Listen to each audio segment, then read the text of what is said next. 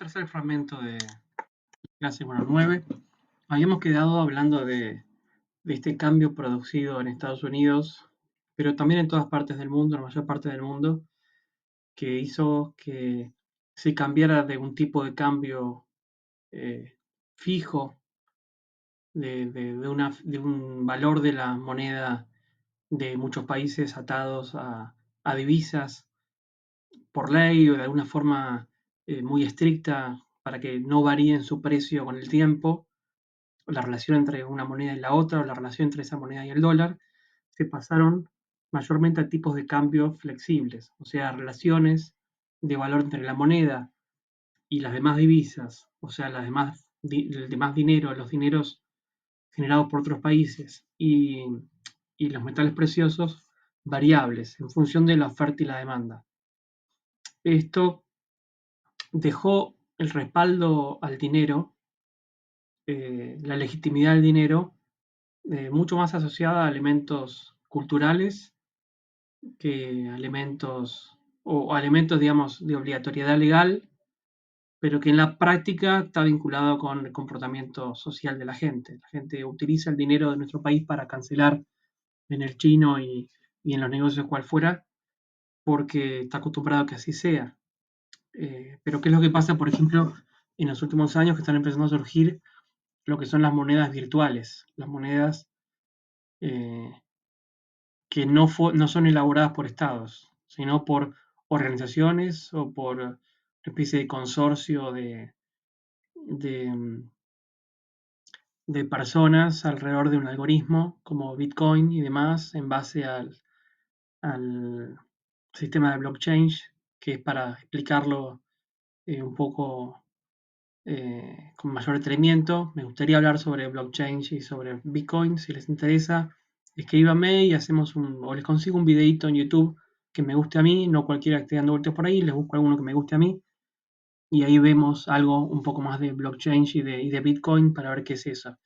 Pero lo que me interesa meter acá como como digamos un parrafito sobre esto, es de que cumplen la misma función que otras fuentes de dinero o de moneda, que es buscar que sea aceptado por la gente como medio de pago, como medio de cambiar un bien por otro.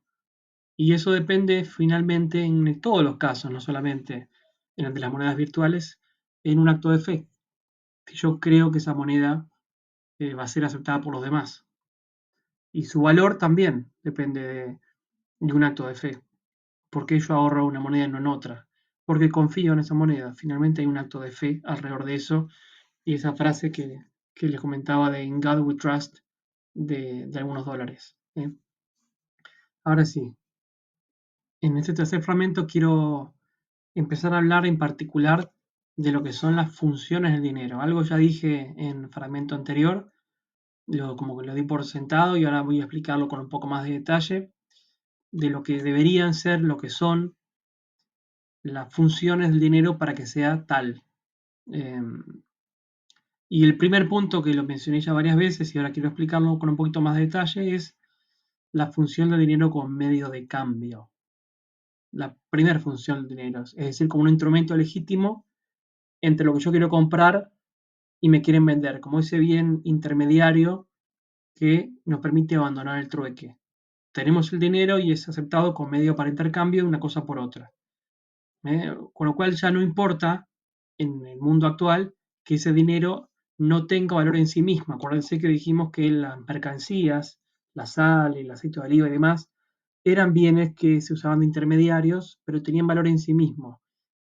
A partir del siglo XIX y sobre todo en el siglo XX empezamos a generar dinero ya no respaldado, como expliqué recién, por divisas o por metales preciosos, sino que es dinero como el estanciero, como los juegos de mesa, que no tiene valor por sí mismo, solamente fuerza legal, curso forzoso, y es lo que se llama dinero fiduciario, dinero basado en la fe.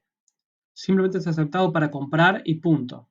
Es un medio para hacer un cambio sin valor en sí mismo. Ahora, la segunda función del dinero, igual voy a hablar un poquito más de cada una, calculo más adelante. Entonces dijimos medio de cambio para la función. Segunda función el dinero funciona como unidad de cuenta. Esto indica que los bienes y servicios van a tener su valor expresado en dinero. ¿Está? Esto es interesante porque le da transparencia a un mercado. En la medida que se vuelve previsible cuánto vale cada cosa y sé si me alcanza. ¿Eh? Las cosas tienen la vidriera expresado su valor en dinero. Cuando yo digo esto de unidad de cuenta, unidad de medida, a mí unidad de cuenta, perdón, a mí me hace pensar en estas promociones de supermercados, ¿vieron? Que uno dice, bueno, ¿cuánto me cuesta cada cosa? Está expresado en dinero, es cierto, las cosas que yo compro, pero si compras el martes, tenés un 70% en la segunda unidad, que le sumás un 5 y le restás un 10, y uno termina no sabiendo exactamente cuánto le cuesta esa cosa que está comprando. Es de alguna forma un mecanismo para que uno pierda un poco la noción del valor real de las cosas. Eh, pero bueno, lo cierto es que tener el valor de los bienes expresado en dinero facilita las transacciones en un mundo en el cual hay millones de personas como el actual, y de otra forma la actividad económica se vería bastante más trabada. Piensen en que nosotros tenemos todo un mercado de productos que no tienen su valor expresado en la moneda argentina y cómo eso complica las cosas. Por ejemplo, hay páginas como Airbnb que en un momento tuvieron los alquileres expresados en pesos y ahora creo que solamente en dólares.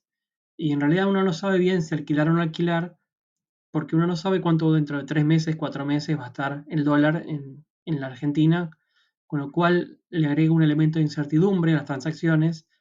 Pues estoy alquilando una cabañita en Villa Gesell y me la están cobrando en dólares como si yo estuviera viviendo en Massachusetts. Y el dólar es un elemento que yo no controlo, que nadie controla, con lo cual eh, complica las relaciones comerciales, por lo menos para el lado del consumidor, para el lado del comprador. Para el lado del vendedor, a lo mejor le da cierta garantía de que se mantenga el precio, pero en una moneda que el país no tiene. Imagínense que eso no es algo normal. Yo les diría que el 99% de los países no tienen ese funcionamiento. No tienen tantos servicios y tantos productos atados a valor de una moneda que el país no controla. ¿Eh? Tercer función del dinero, ahí paso a la página, probablemente una de las funciones más importantes del dinero, que es ser reserva de valor. Y esto, ser reserva de valor, tiene que ver con poder postergar el consumo de ese dinero, poder ahorrarlo, postergar consumo y lograr que el dinero se mantenga inalterado, por lo menos durante un cierto tiempo. Claro que uno podría poner plata en el banco y además de mantener su valor, acrecentarlo porque nos da intereses. Eh, Hay gente que prefiere no ahorrar de esa forma, prefiere ahorrar comprando una casa, o comprando un cuadro, comprando oro. Pero lo que distingue el dinero es que resulta más líquido. Es una, es una forma, es un bien eh, que puede fácilmente ser convertido en un instrumento intermediario entre una cosa y la otra, entre una cosa que quiero comprar y lo que quiero vender. Eso no pasa con un cuadro o con una casa. Cuando los quiero convertir en dinero, cuando los quiero convertir en otra cosa, cuando yo quiero cambiar un cuadro que compré en un auto, probablemente tenga que pasar por el dinero antes de ir al auto, salvo que yo consiga alguien que quiera cambiarme un cuadro por un auto. Pero eso implica que es un bien ilíquido. Y líquido implica que tiene dificultad para ser rápidamente convertido en otra cosa. El dinero puede ser entonces ahorrado y rápidamente ser convertido en otro bien. Por eso normalmente la gente ahorra mayormente en dinero. ¿Eh? Esta función de reserva de valor también tiene una historia. Nuestro país, déjenme hacer un párrafo más acá, decir que nuestro país, por el efecto de la inflación, que ya lleva varias décadas y que es un fenómeno que tiene características económicas, pero también culturales, la gente asocia, la gente prevé que va a haber inflación, entonces el comerciante sube los precios y el consumidor convalida esos precios altos porque estima que más adelante va a estar más caro. Entonces se acepta que existe una suba del valor de los bienes y ese comportamiento se va manteniendo en el tiempo y la inflación se vuelve un fenómeno cultural. Pero decía que al tener esta inflación muchas veces se dificulta que nuestra moneda, el peso, sea una reserva de valor y por eso culturalmente también se ha aceptado que muchas personas ahorren en la medida que pueden, el que puede, obviamente, en dólares. Pero ahora sí quería ir un poco a de dónde viene esta figura de la reserva de valor. Parece que los viejos orfebres, estas personas que se dedican a comprar y vender oro y joyas, comenzaron en algún momento a ser depositarios del oro y la plata ajena. Esto no tengo un año exacto en el cual empezó, pero póngale sobre el fin de la Edad Media. La gente, para no tener que ahorrar su oro en su casa, se lo daba para que estas personas se lo guarden, y el orfebre lo que hacía era extenderle un papel, extendía un papel que decía cuánto había depositado. En un principio la gente pagaba por ese servicio, es como si fuera una cochera del auto, pago para que me guardes mi oro, pero pasó algo y acá esta historia se cruza con la creación de dinero papel. Lo que pasó es que ese papel que me daba el orfebre para que yo tenga una especie de recibo de lo que yo deposité, la gente empezó a intercambiarlo, usarlo para comprar cosas. Y ese dinero se convirtió en papel representativo de ese valor depositado. Ahí se conecta con los primeros títulos de crédito. Ahora, el punto fue que en un momento un vecino del orfebre se dio cuenta que el orfebre cambió el auto. Cambió el auto, se fue de vacaciones al Caribe y entonces la persona dijo, che, el orfebre este no estaba usando mi plata para darse una gran vida. Entonces, lo que pasó es que las personas en general no retiraban toda la plata del orfebre, sino que hacían esta operatoria de o la dejaban ahorrada o intercambiaban los papeles que representaban el oro y la plata.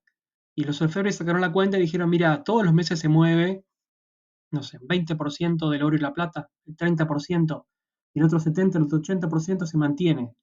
Por ahí no es que se mantiene siempre la misma plata, el mismo oro, sino que en promedio todos los meses se mueve un 20% o 30%, alternativamente la plata de todo el mundo. Entonces yo tengo un volumen importante de depósitos que no se tocan. Entonces lo que empezaron a hacer es emitir nuevos papeles, más papeles, respaldados por ese oro y plata de la gente.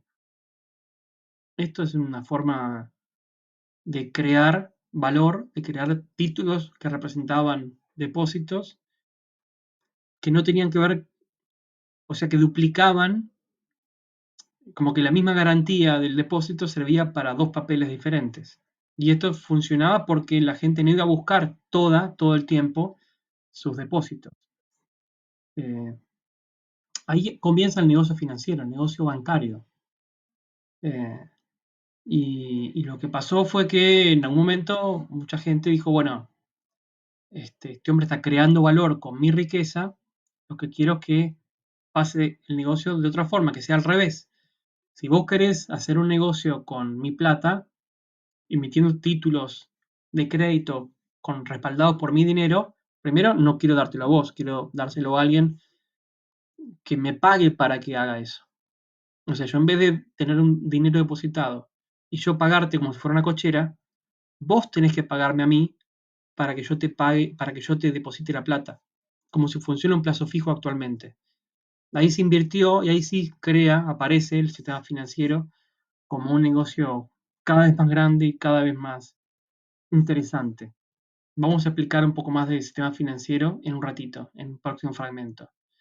Pero con el paso de los años, obviamente existieron muchas crisis en las cuales la gente quiso retirar su porcentaje de depósito de oro y plata y no estaba. Y fueron todos juntos, todos se asustaron y obviamente el orfebre había metido más títulos representativos de dinero que lo que existía realmente y fue una quiebra del orfebre y fue un caos y fue todo un desastre porque la gente perdió toda su riqueza. Así que vamos a hablar un poco sobre eso en el próximo fragmento.